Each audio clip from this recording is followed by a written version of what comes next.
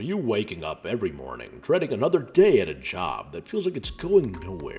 Well, you're not alone. And more importantly, you're not stuck. Life's too short to settle for a job that isn't getting you where you need to go. You have skills, passion, and potential like everyone else does. You just need to know how to use them. I'm going to cover a 3-step process to figure out how to do that. First, ask yourself, what are you doing today and why? And so that may be like a trivial question in your mind, but I'm not just talking about the job title.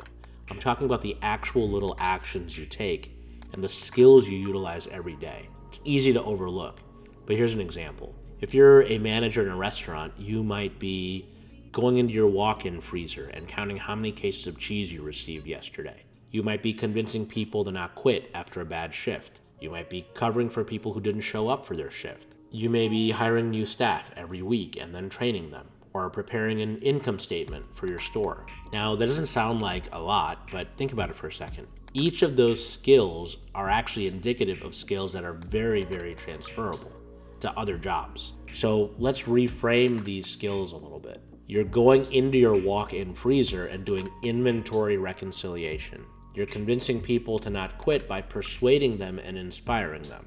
You're covering for people who didn't show up for their shift by being a leader. You're hiring new staff every week and training them using a training plan. And you're preparing an income statement for your store and performing financial analysis. So this is not just about using buzzwords. These aren't necessarily buzzwords. This is actually transferable business skills that pretty much every business needs. So take a second and do that for your own job. What skills and activities do you regularly do that you just take for granted? And if you're struggling, check out a job description for your role, because typically they're going to outline these skills very clearly as well if you're missing any. All right, so the next step is to figure out what your unique skills are. And what I mean by that is everyone's exceptional at something. Sometimes it's something at work, sometimes it's outside of work. But unique skills are a hint about where your career path should be headed. So here's a few questions to ask yourself. First off, what are you amazing at that no one else knows about? And so a quick note, not a gimmick like clapping with one hand. So for example, did you win a spelling bee? Or can you secretly do mental math? Second question, what are your hobbies? Are you good at hunting? Are you good at piano? Do you do wood carving? Do you do pottery? Think about the most random things that you overlook that you just like to do for fun.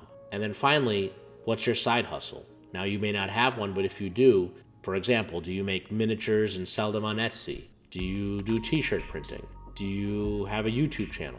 Like, all of those things are valid. And so sometimes what we forget to understand is that our professional lives are not the only lives we have. We have a personal life too. But what we forget is that sometimes what we do for fun or just in our personal lives tells us a lot about what maybe we should be doing in our professional lives as well. So here's an example. Maybe you're a restaurant manager who does real estate brokering on the side. And this is a real person that I know. That person basically on their lunch break will go and show houses to people, and he'll get a commission off that once in a while, right? I know several people who do that. Maybe real estate's not the best place to be in right now, but doing something like that, you can flip. But in this particular example, as a restaurant manager who does real estate, you could flip that into maybe becoming a commercial broker who works with just real estate franchisees. There's literally people that do that. And you may not realize the unique combination of skills you have make you the best candidate for a niche role. And so why are we doing this? We're looking for what makes you unique, essentially the secret ingredient that only we can use and no one else can. All right, the third step is to twist it up. And it's time to take that secret ingredient and add it into your existing experience. So let me give you an example, a real example. So let me tell you a real story. Once upon a time, I started a business where I outsourced a lot of the work to a team overseas in the Philippines. And it was an interesting business. It didn't necessarily go extremely well, but I was profitable, so there's that. But during that time, as I set up this offshore team, what I realized was I really needed to help teach them the process that I use to service our clients. And so I spent a lot of time creating videos, creating guides, even hiring people to do quality checks on the product that we were creating. And by doing that, I was able to boost quality and productivity significantly. And the people who worked at my company were happy too, because they were getting real direction.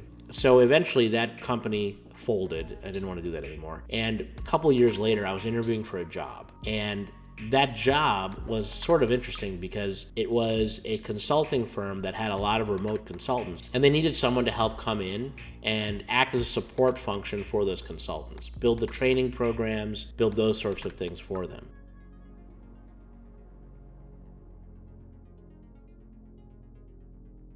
Now, at one point during the interview process, the hiring manager asked me, when have you ever done something like this before? And initially, I was kind of stumped. I was like, could you give me a second to answer the question? So I'm like stalling for time, trying to figure out what to do. And about a minute into my awkward pause, I realized that this experience was actually there. It was for a side hustle. I completely forgot about it because it was years ago. But I was like, you know what? This is actually the perfect example. Let me basically explain what I did. So I go through the whole process of explaining how I set up this offshore team that was completely remote.